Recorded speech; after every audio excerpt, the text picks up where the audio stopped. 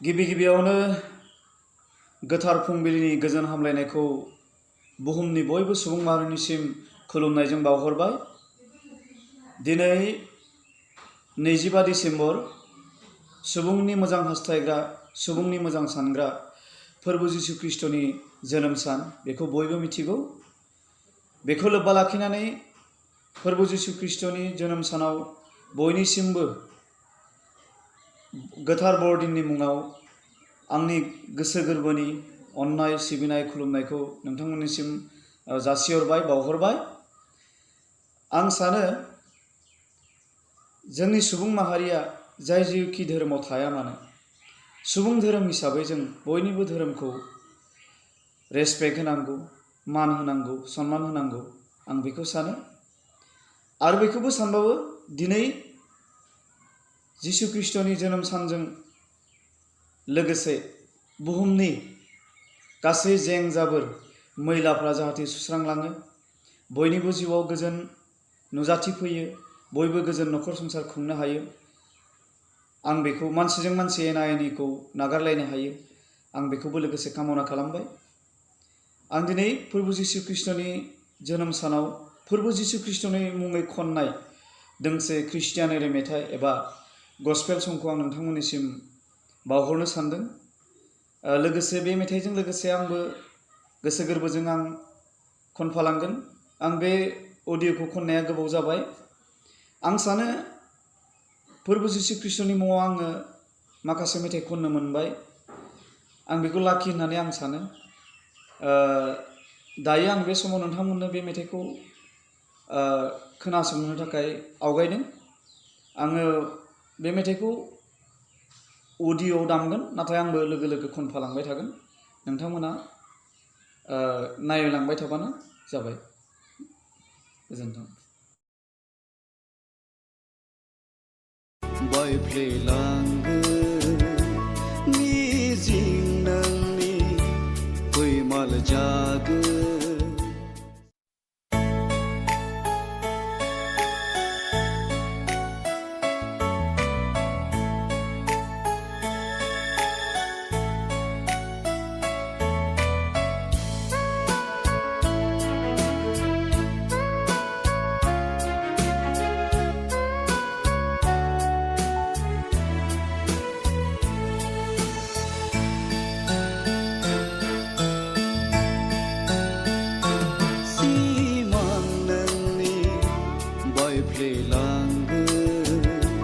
मिजिं नोंनि फैमाल जागोन। सिमां नोंनि बायफ्लेलांगोन, मिजिं नोंनि फैमाल जागोन। फोरबोखौ नों दिनै नागारदोंब्ला, फोरबोखौ नों दिनै आन्दायदोंब्ला, सिमां नोंनि बायफ्लेलांगोन, मिजिं नोंनि फैमाल जागोन।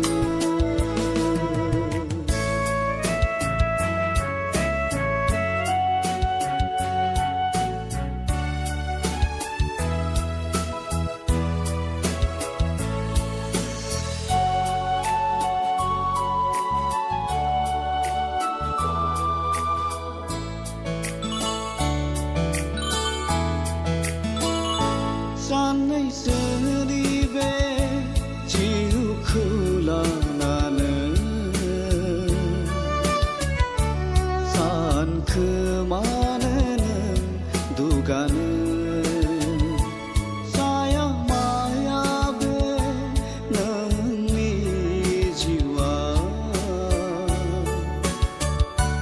दान्दिसेनिल' थाखायसो।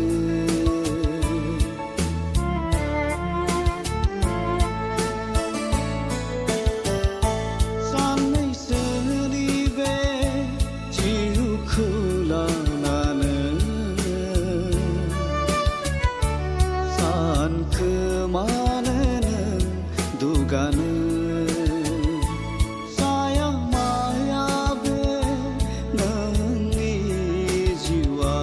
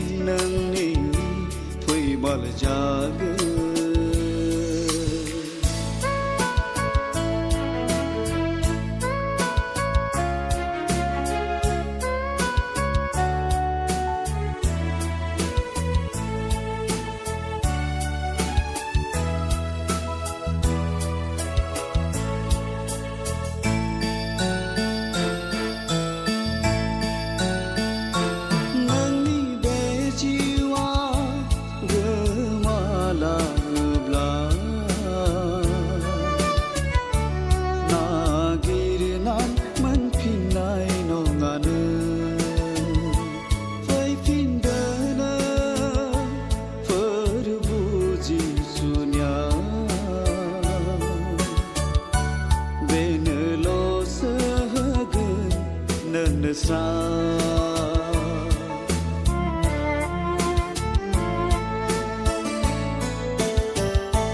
नोंनि बे जिउआ गोमालाङोब्ला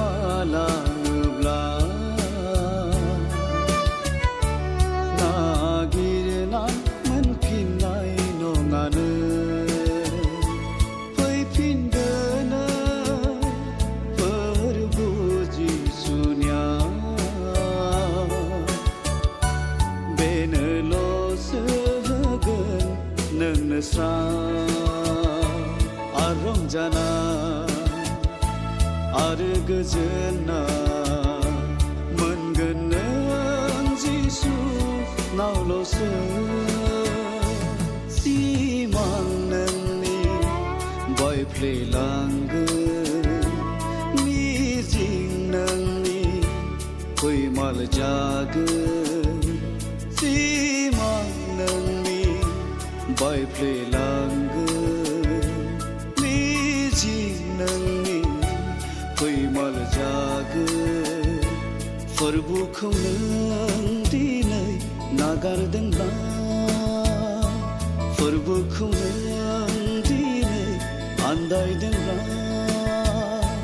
सिमां नोंनि बायफ्लेलांगोन मिजिं नोंनि फैमाल जागोन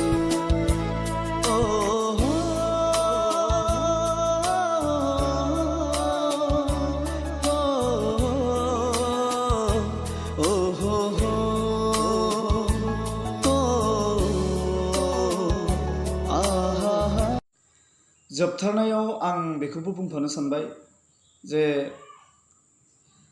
जोंहा नैबे 2022 गोजाम बोसोरा बाबेनलांनो बारा गोबाव गैलिया दिनैनिफ्राय आरो 6 सान दंबावो 6 साननि उनावहाय 2023 गोदान बोसोरा इंराजि गोदान बोसोरा फैनो थांगासिनो दङ बेनिखायनो बयनिसिमबो बर' रायजो राजाजों लोगोसे बुहुमनि साफ्रोमबो सुबुं माहारिनिसिम आंनि गोसो गोरबोजों खुलुमनाय अननाय सिबिनायखौ गोदान बोसोरखौ बरायनायजों लोगोसे हेपि निउ इयार बुंनानै बयनिसिमबो गोजोननायखौ आङो सिगाङै बावहरग्रोनाय जाबाय गोजोन्थों बयनिसिमबो आरो दिनै आङो फोरबु जिसु ख्रीष्टनि मुङाव नोंथांमोननो खोनासंहोनो लानाय बे दोंसे अडिअ'खौ बेखिनियावनो फोजोबनाय जाबाय गोजोन्थों।